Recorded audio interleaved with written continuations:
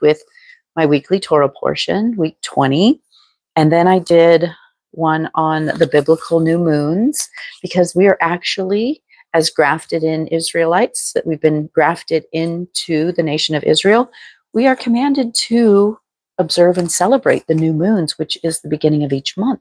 So I'm going to be starting next month, especially I'm going to start, I do this month, but next month starts the new year and the month of Aviv, the first month of the year. And so I will be doing it every month so that you can learn more about celebrating the new moon. But this, in this, from everything I've been reading, this month is to commemorate, there's a feast that's not one of the original 7. So I've never practiced it before or observed it before, because I just needed to get the original 7 down, which I don't have. I'm still learning. There's so much to learn, but each year you learn more and more. But this month will be Purim, and I think what it said is on. So, and the first day of this month was Friday, the 28th.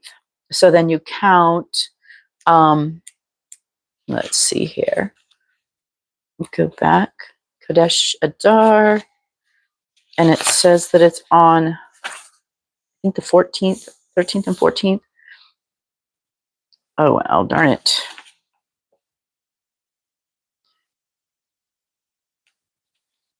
I should have marked it. But I think it's the 13th and the 14th. But I'm not sure. Oh yeah, here it is.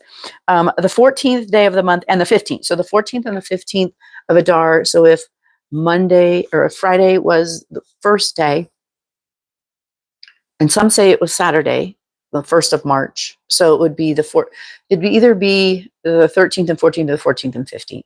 I'll clarify. But anyway, it says to read the Book of Esther, because this month is focused on what the Father did for Esther and for his nation.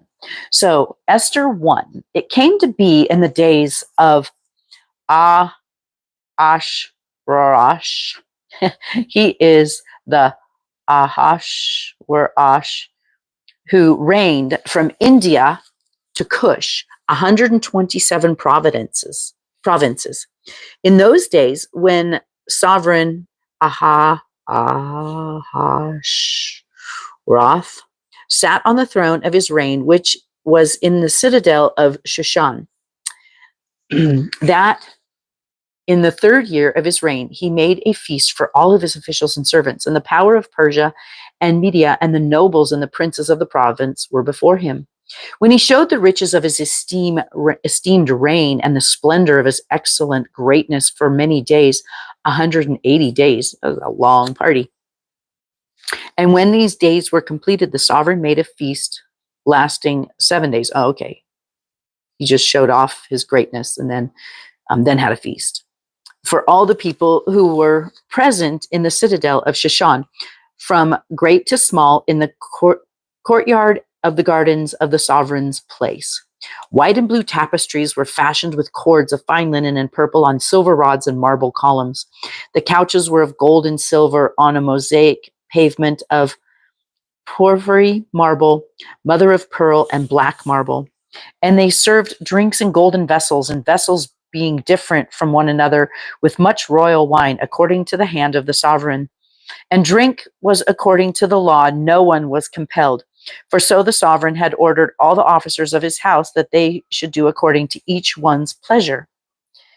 Sovereigness Vashti also made a feast for the women in the royal palace, which sovereign Ahasuerus owned.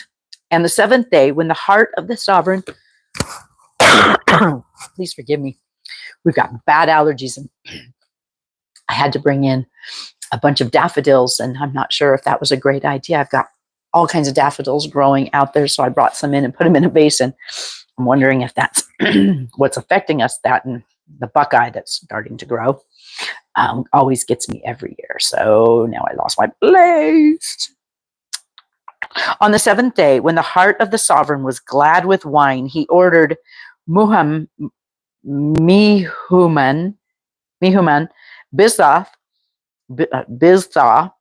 Harbona, Bigatha, and Abgatha, Zethar, and Caracas, the 7 eunuchs who were in attendance in the presence of the sovereign Ahasuerus, to bring sovereigness Vashti before the sovereign with her royal crown in order to show her loveliness to the people and the officials, for she was lovely to look, and the officials, for she was lovely to look at. But sovereigness Vashti refused to come at the sovereign's command brought by the eunuchs, and the sovereign was very wroth, and his rage burned within him. So the sovereign said to the wise men who understood the times, for in this way the sovereign's matter came before all who knew law and right ruling, and who were close to him, Karashina,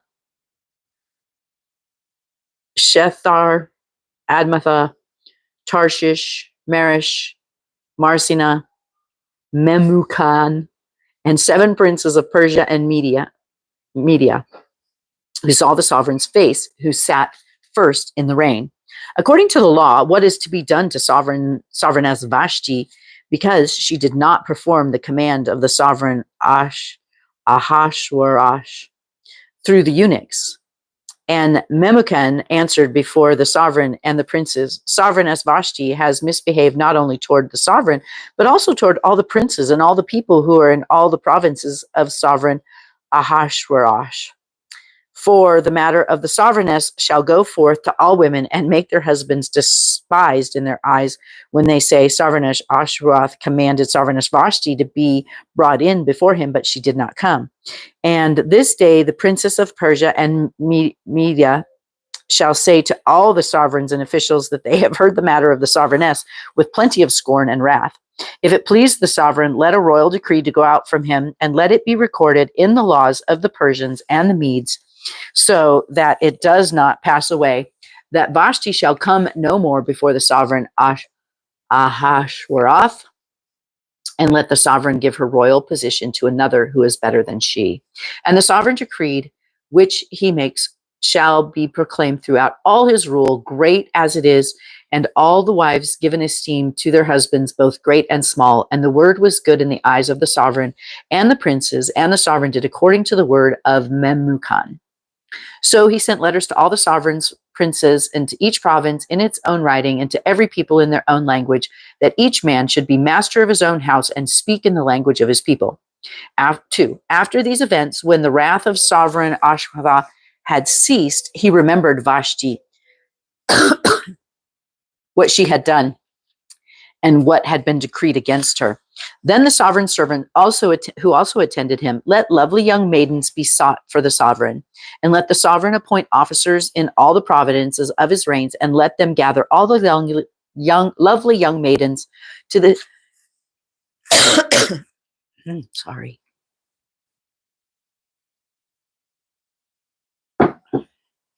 Let all the lovely young maidens be sought for the sovereign, and let the sovereign appoint officers in all the provinces of his reign, and let them gather all the lovely young maidens to the citadel of Shushan, into the women's quarters, under the hand of Haggai, the sovereign's eunuch, guardian of the women, to give them preparations. And let the young woman who pleases the sovereign be sovereigness instead of Vashti. And the word pleased the sovereign, and he did so. In the citadel of Shushan there was a certain man, a Yehudi, a Jew, from Judah, from the tribe of Judah, whose name was Mordecai, son of Yair, son of Shimi, son of Kish, and a Benjamite. So he was from the tribe of Benjamin with Judah, probably after there was only the southern tribes left, Judah and Benjamin, who had been exiled from Jerusalem with the captives who had been exiled, with Yekaram, sovereign of Yehuda, whom Nebuchadnezzar, the sovereign of Babel, had exiled. So yeah, this is after they had been taken away. The 10 tribes have all split, or 10 tribes were taken away, and then the southern tribes, Benjamin and Judah, were taken. And it came to be, he was raising Hadassah, that is Esther, his uncle's daughter, for she had neither father nor mother. The young woman was beautiful and of good appearance. And when her father and mother died, Mordecai took her as his own daughter. And it came to be, when the sovereign's command and decree were heard, and when young women were gathered at the citadel of Shushan into the hands of Haggai, that Esther too was taken to the sovereign's palace into the hand of Haggai, guardian of the women. And the young woman pleased him, and she received loving commitment from him. So he hastened to give her preparations and her portions, and gave her 7 choice female servants from the sovereign's palace. And he moved her and her female servants into the best place in the house of the women. Esther had not made known her people or her relatives, for Mordecai had commanded her not to make it known. So she didn't let them know that she was a Hebrew or a Jew. Esther, and every day Mordecai walked about in front of the courtyard of all the women's quarters to learn of Esther's welfare and what is done to her. Now, when the turn of each young woman came to go to the sovereign, Ahasuerus, after she had completed 12 new moons, so an entire year, according to the regulations for women, for the day of their preparation were completed as follows: 6 new moons with oil and myrrh, and 6 new moons with perfumes and with preparations of women. It's fascinating. She had to be prepared for an entire year, getting perfectly beautiful. Thus prepared, the young woman went to the sovereign, and whatever she asked for was given to take with her from the house of the women to the sovereign's palace. In the evening she went, and in the morning she returned to the second house of the women, into the land of Shahasgaz, the sovereign's eunuch, guardian of the concubines. She would not come into the sovereign again unless the sovereign delighted in her and called for her by name. And when the turn came for Esther, the daughter of Abihail, the uncle of Mordecai, who had taken her as his daughter, to come into the sovereign, she sought no matter but what Haggai, the sovereign's eunuch, guardian of the women, advised. So she put her trust in him to do exactly what he said to find favor. And Esther found favor in the eyes of all who saw her. And Esther was taken to the sovereign Ashwarak. That's a hard one, man. Into the royal palace in the 10th new moon, which is the new moon of Tebeth, in the 7th year of his reign. And the sovereign loved Esther more than all the women, and she found favor and loving commitment in his eyes more than all the maidens. And he set the royal crown upon her head and made her sovereigness instead of Vashti. And the sovereign made a great feast, the feast of Esther, for all of his officials and servants, and he proclaimed a release in the Providence and gave gifts according to the means of a sovereign. And when maidens were assembled a second time, Mordecai sat within the sovereign's gate. Esther had not made known her relatives and her people yet, as Mordecai commanded her, for Esther obeyed the command of Mordecai as when she was being raised by him. And in those days, while Mordecai sat within the sovereign's gate, 2 of the sovereign's eunuchs, Bigthan and Teresh, doorkeepers, were wroth and sought to lay hands on sovereign Ahasuerus. And the matter came known to Mordecai, who informed sovereigness Esther, and Esther spoke to the sovereign in Mordecai's name. And when the matter was searched into, it was confirmed, and both were hanged on a wooden structure, and it was written in the book of the annuals of the presence of the sovereign. 3. After these events, sovereign Ahasuerus promoted Haman, son of Hammedatha the Agagite, and exalted him and seated him higher than all the princes with him. And all the sovereign's servants who were in the sovereign's gate bowed and did obeisance, I cannot pronounce that one, obeisance to Haman. They bowed down. For so the sovereign had commanded concerning him, but Mordecai would not bow or do obeisance. And the sovereign's servants who were in the sovereign's gate said to Mordecai, "Why do you disobey the sovereign's command?" And it came to be, when they spoke to him daily, and he would not listen to them, that they told Haman to see whether the words of Mordecai would stand, for he had told them that he was a Yehudi, a Jew. And when Haman saw that Mordecai did not bow or do obeisance, Haman was filled with wrath. But it was despicable in his eyes to lay hands on Mordecai alone, for they had informed him of the people of Mordecai. Therefore, Haman sought to destroy all the Yahudim, all the Jews who were there throughout all the reign of Ahasuerus, the people of Mordecai. In the first new moon, which is the new moon of Nisan, which we start next month, in the 12th year of sovereign Ahasuerus, someone cast Pur, that is the lot, before Haman from day to day and from new moon to new moon until it fell on the 12th month, which is the new moon of Adar, which we're in right now. We just started on Friday. Haman then told sovereign Ahasuerus, there is a certain people scattered and dispersed among the people in all the provinces of your reign, whose laws are different from all the people, and they do not do the sovereign's laws. Therefore, it is not in the sovereign's interest to let them remain. If it please the sovereign, let a decree be written to destroy them, and let me pay 10,000 talents of silver into the hands of those who do the work, to bring it into the sovereign's treasuries. And the sovereign took his signet ring from his hand and gave it to Haman, son of Hammedatha, and the Agite, the enemy of the Yahudim. And the sovereign said to Haman, the silver and the people are given to you to do with as seems good to you. And the sovereign scribes were called on the 13th day of the first new moon, and a decree was written according to all Haman commanded, to the viceroys of the sovereign, and to the governors who were over each province, and to the officials and all the people, to every province according to its writings, and to every people in their language. It was written in the name of sovereign Ahasuerus and sealed with the sovereign signet ring. And the letters were sent by the runners into all the sovereign's provinces to cut off, to kill, and to destroy all the Yahudim, all the Jews, both young and old, little children and women, in one day, on the 13th day of the 12th new moon. There's Purim. That's the 13th day of this month, which is Adar, which is the new moon of Adar, and to plunder their possessions. A copy of the writing to be made law in every province was published for all people to be ready for that day. The runners went out, hastened by the sovereign's command, and the decree was given out in the citadels of Shushan. The sovereign and Haman sat down to drink, but the city of Shushan was in confusion. 4. And Mordecai learned of all that had been done. And Mordecai tore his garments and put on sackcloth and ashes, and went out into the midst of the city and cried out loud a bitter cry. And he went up to the front of the sovereign's gate, for no one might enter the sovereign's gate wearing sackcloth.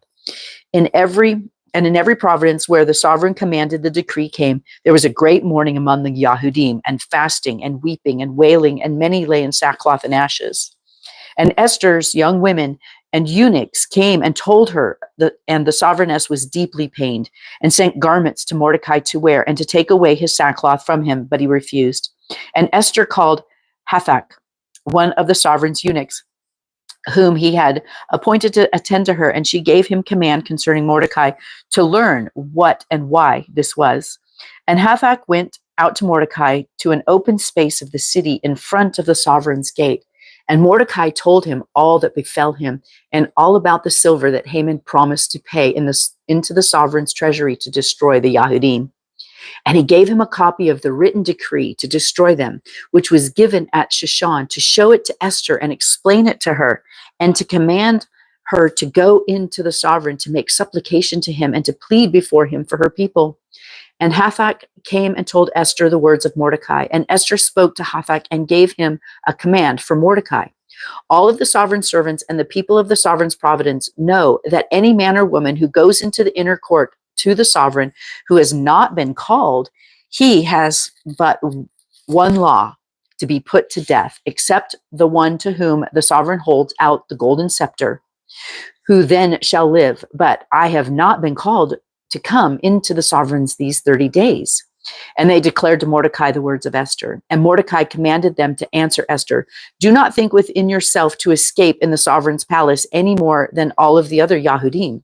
For if you keep entirely silent at this time, relief and deliverance shall arise for the Yahudim from another place while you and your father's house perish. And who knows whether you have come to the reign for such a time as this. And Esther commanded to reply to Mordecai, go gather all the Yahudim who are present in Shushan and fast for me, and do not eat or drink for 3 days, night or day. I too and my young women shall fast in the same way. Then I shall go to the sovereign, which is against the law, and if I perish, I shall perish. Mordecai then went away and did according to all that Esther commanded him. 5. And it came to be on the 3rd day that Esther put on royal apparel and stood in the inner court of the sovereign's palace in front of the sovereign's house, while the sovereign sat on his royal throne in the royal house, opposite the entrance of the house. And it came to be, when the sovereign saw Sovereigness Esther standing in the court, that she found favor in his eyes, and the sovereign held out to Esther the golden scepter, which was in his hand. And Esther went near and touched the top of the scepter. And the sovereign said to her, what is it, Sovereigness Esther, and what is your request? Up to half of my reign, and it is given to you. And Esther answered, sorry, if it please the sovereign, let the sovereign and Haman come today to a feast which I have prepared for him. And the sovereign said, get Haman at once and do as Esther has said. Then the sovereign and Haman went to the feast which Esther had prepared. And the sovereign said to Esther at the feast of wine, what is your petition? And it is given you. Oops, there we go. And what is your request? Up to half my reign, and it is done. And Esther answered and said, my petition and request is this. If I have found favor in your eyes of the sovereign, and if it pleases the sovereign to give my petition and perform my request, then let the sovereign and Haman come to the feast which I make for them, and tomorrow I shall do according to the word of the sovereign. And Haman went out that day rejoicing with a glad heart. But when Haman saw Mordecai in the sovereign's gate, and that he did not stand or tremble before him, he was filled with wrath against Mordecai. But Haman held himself in and came to his house, and he sent and called for his loved ones and Zeresh, his wife. And Haman recounted to them the esteem of his wealth and the many sons, and all of which the sovereign had promoted him, and how he had exalted him above the officials and servants of the sovereign. And Haman said, besides Esther, the sovereigness, let no one but me come in with the sovereign to the feast which she prepared. And tomorrow too I am invited by her along with the sovereign. But all this does not suit me as long as I see Mordecai, the Yehudi, sitting at the sovereign's gate.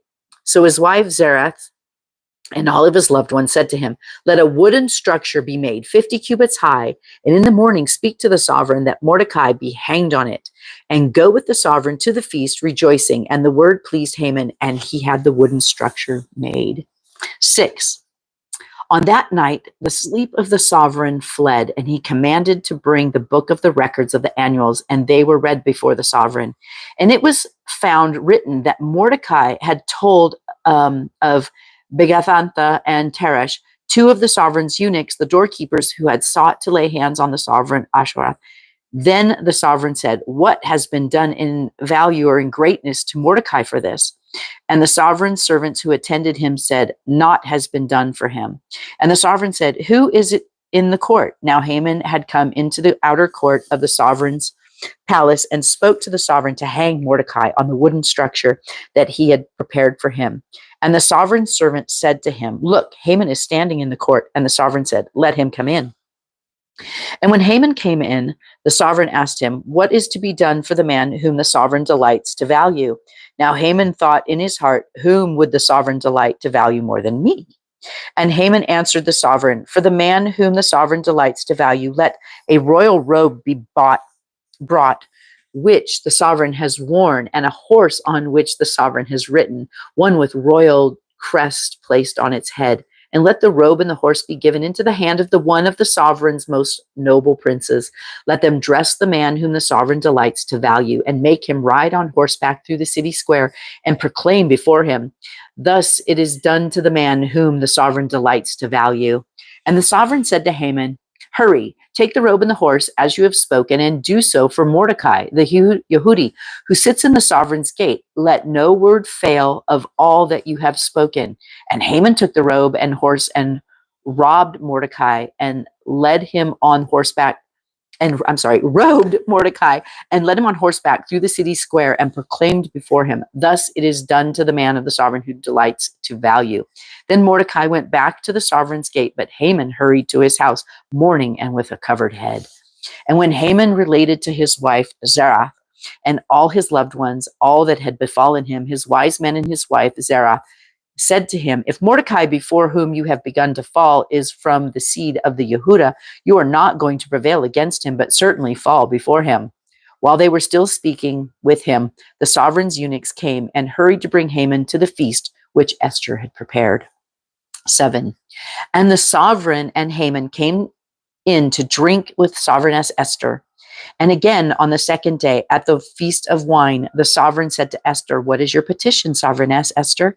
And it is given to you. And what is your request? Up to half of my reign, and it is done." And sovereigness Esther answered and said, "If I have found favor in your eyes, O sovereign, and if it pleases the sovereign, let my life be given me at my petition, and my people at my request.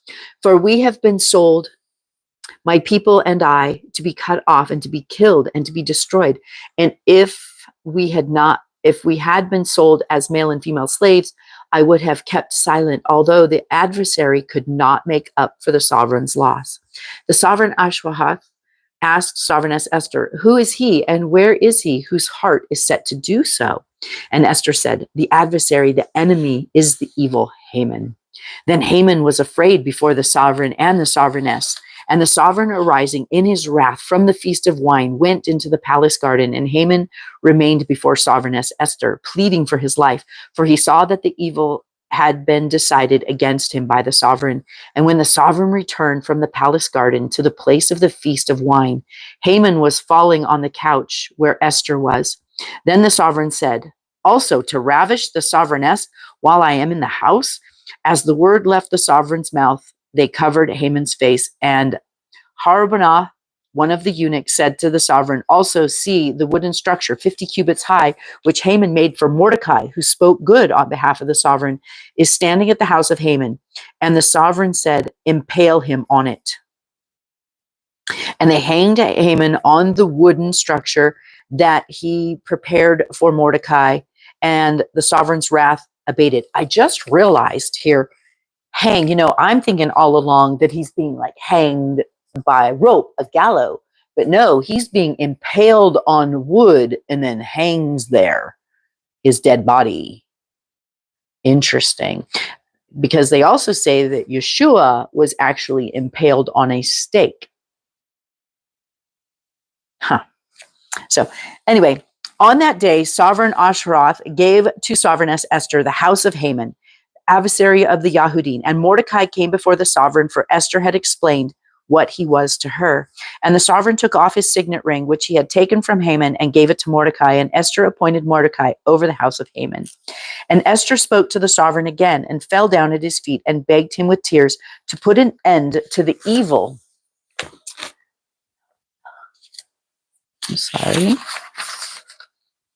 Evil of Haman, the Agagite, and his plot which he had plotted against the Yahudim.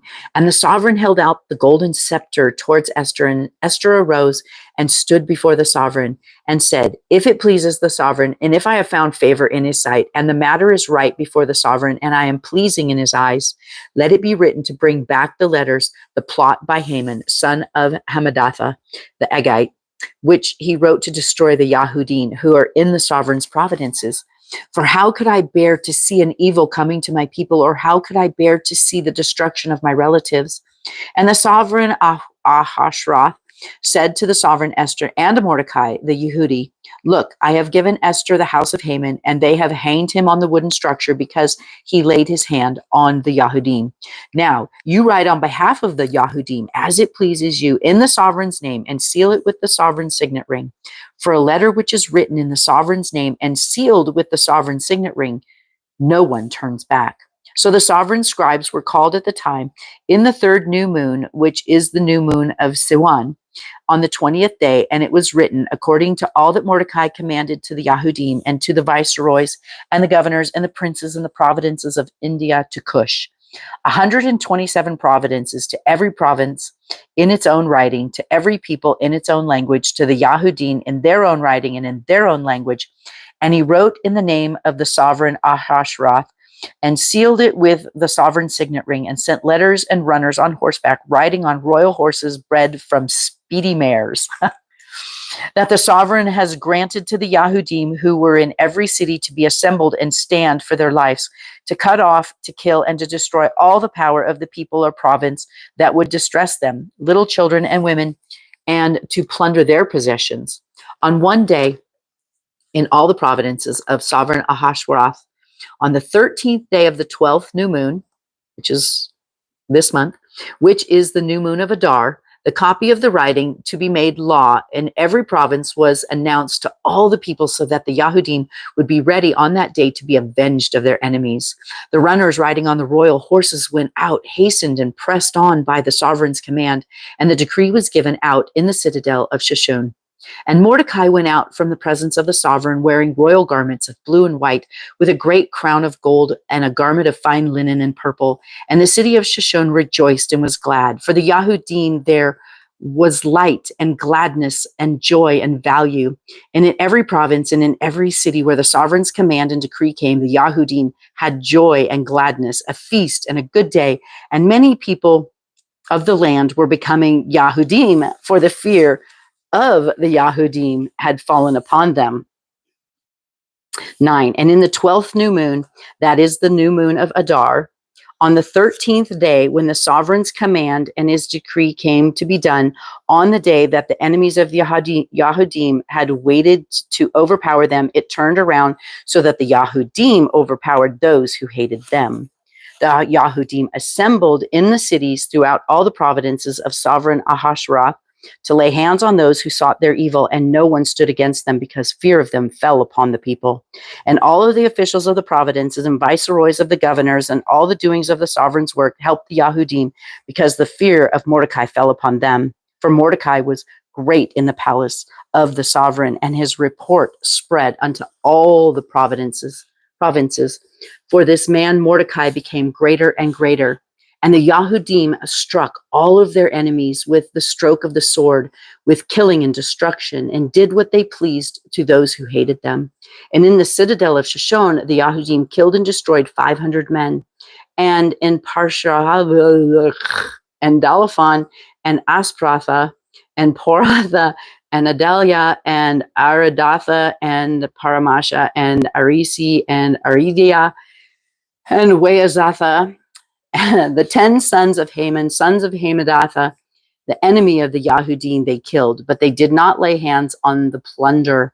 On that day, the number of those who were killed in the citadel of Shishon came before the sovereign, and the sovereign said to the sovereigness Esther, the Yahudim have killed and destroyed 500 men in the citadel of Shishon, and the 10 sons of Haman, what have they done in the rest of the sovereign's provinces, and what is your petition?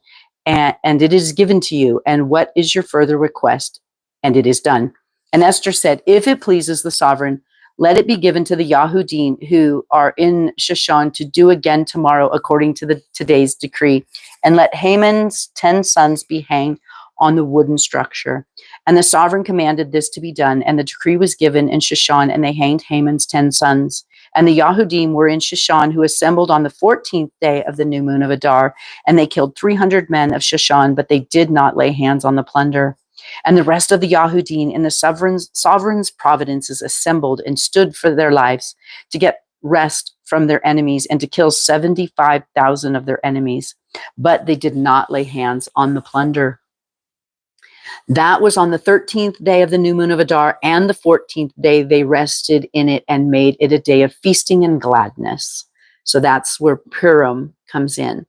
But the Yahudim were at Shishon, assembled on the 13th day as well as the 14th day. And on the 15th day, they rested in it and made it a day of feasting and gladness. Therefore, the Yahudim of the villages who dwelt in the unwalled towns were making the 14th day of the new moon of Adar a good day of gladness and feasting, for sending portions to one another. And Mordecai wrote these matters and sent letters to all the Yahudim were in all the provinces of sovereign Ahasuerus, both near and far, to establish among them to perform the 14th and the 15th day of the new moon of Adar yearly, as the day on which the Yahudim had rested from their enemies, as the new moon which was turned from sorrow to joy for them, and from mourning to a good day. And they should make them days of feasting and joy, and send portions to one another and gifts to the poor. And the Yahudim undertook to do as they had begun, and as Mordecai had written to them, because Haman, son of Hammedatha, and the Agagite,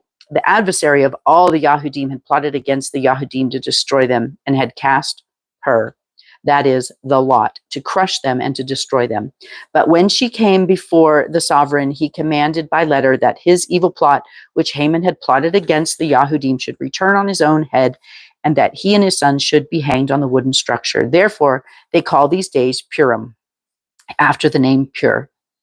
Therefore, because of all the words of this letter that they had seen concerning this matter and what had come upon them, the Yahudim established and imposed it upon themselves and upon their seed and all who would join them.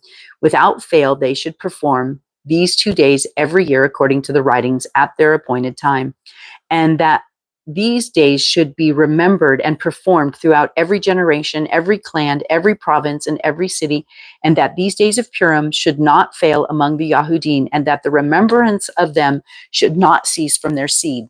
The sovereigness Esther, the daughter of Bahal, with Mordecai, the Yehudi, wrote with all authority to confirm the second letter about Purim.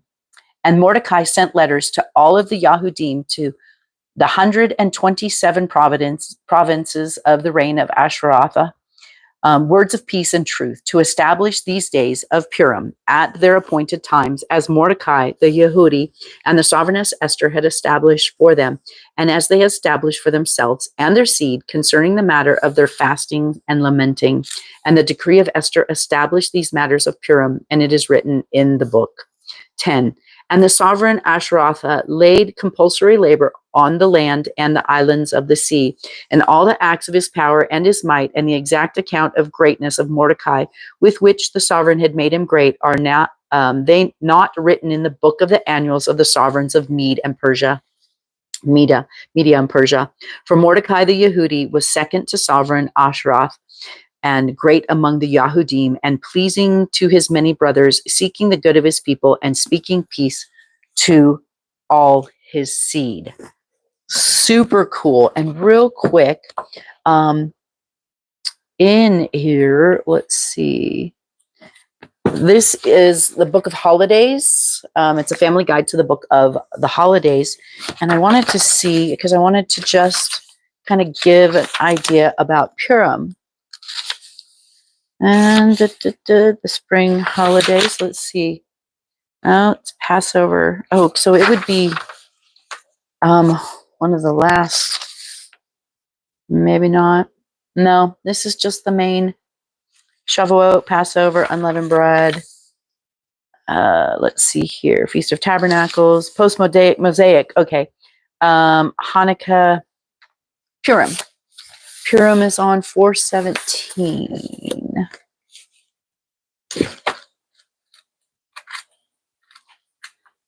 You'd think I would have had it ready ahead of time. Purim. The purpose of Purim is a feast of lots, is observed on the 14th day of the Hebrew month of Adar, February or March. This is a celebration of the deliverance of the Persian Jew over one of the most dastardly plots in history to exterminate the Jewish people.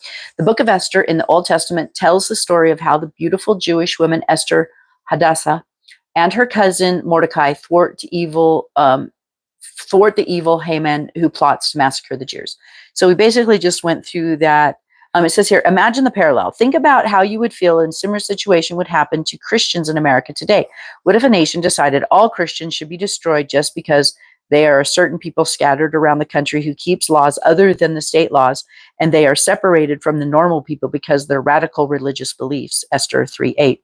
What if they were persecuted because they remain a different, distinct group with morals and values that do not line up with the world's standards?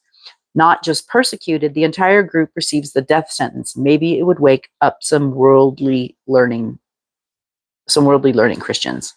Covenant and promise. Purim is the story of when the Jews lived outside of the land of Israel. The Jews are the people chosen to live in the promised land. It was God's land, and he chose one people to live in it. Well, that was the Hebrews. That was all 12 tribes. But what's left now is what they call the Jews. Displacement from the land was punishment for sins, a jail sentence. The Bible explains when the Jews failed to keep God's commands and betrayed the covenant, he sent them out of the land. I will deliver them to be removed into all the kingdoms of the earth, and I will send the sword, the famine, and the pestilence among them till they be consumed from off the land that I gave unto them and to their fathers. The Jews' restoration to the land is a sign that God kept his promise. The covenant of the promised land is still valid. So anyway, yeah, if you're interested, you might want to look into Purim. And let's see here, the timeline of Purim events. Nisan 13, which would be the 12th, because it started on the 28th. Haman ordered the destruction of the Jews, Esther 3:12. Sometime toward the end of the day, the Jews repented and began to fast, Esther 4:16. The Nisan 14, the day 1 of the 3-day fast. Nisan 15, day 2 of the 3-day fast. Nisan 16, day of the 3-day fast. Esther went into the king uninvited, Esther 5:1. Esther had a banquet with Haman and the king of Esther, and the king, Esther 5:4. Nisan 17. Well, this is all Nisan, so this is all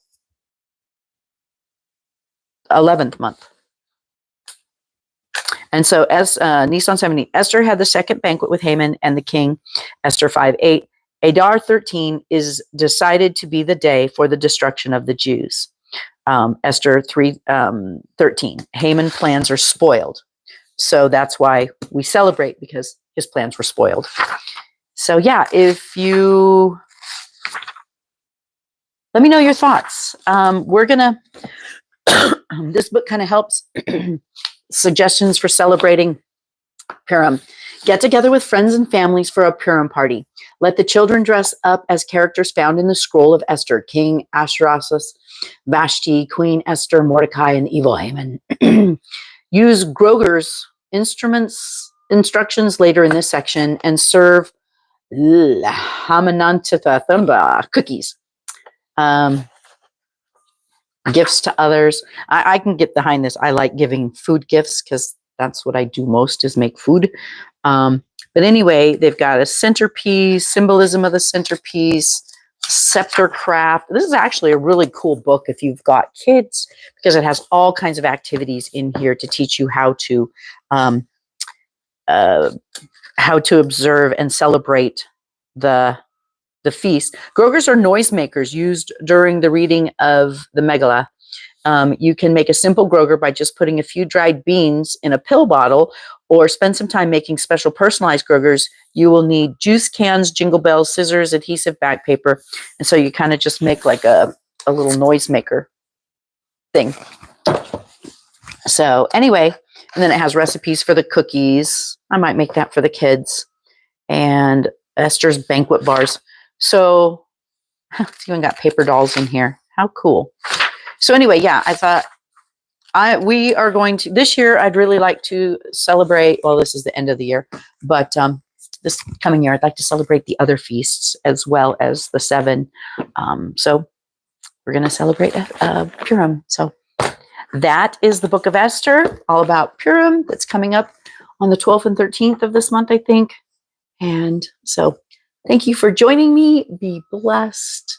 I will soon get, because I see I have 2 people, I will soon be getting a tablet so that I can actually have 2 screens and I can read if there's any comments, because currently I cannot with the way that I record.